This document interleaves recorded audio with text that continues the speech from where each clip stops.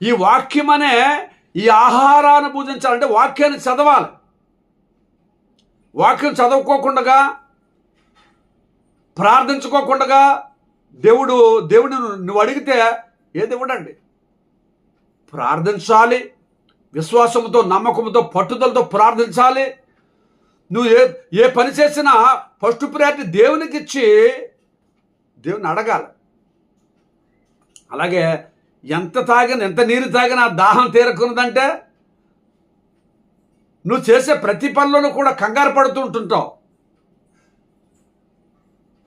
అనుమానంతో చేస్తూ ఉంటావు. అనుమానం లేకుండా విశ్వాసముతో నువ్వు తిన్న ఆహారం అరగడానికే జీవజలము అనే నీరుని నువ్వు తాగాలి. జీవజలం ఎవరు? యేసు ప్రభు వారే.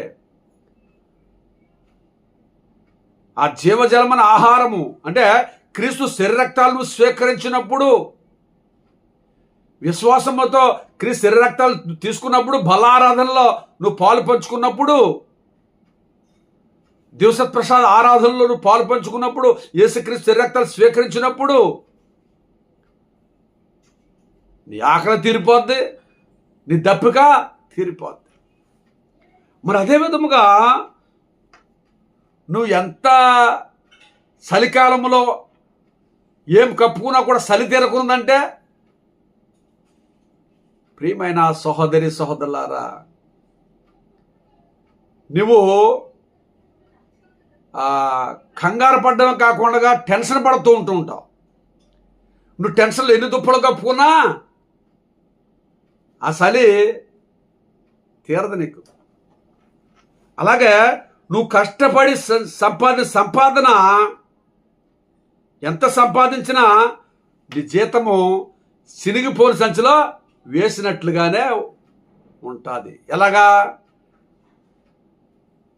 నువ్వు ఎంత సంపాదించినా నీ సంపాదన అంతా కూడా తుడుచుపెట్టిపోతుంది. కారణం ఏంటి అది అంటే, నువ్వు చేసే ప్రతి పనిలో దేవుణ్ణి మాత్రము విడిచిపెట్టకూడదు.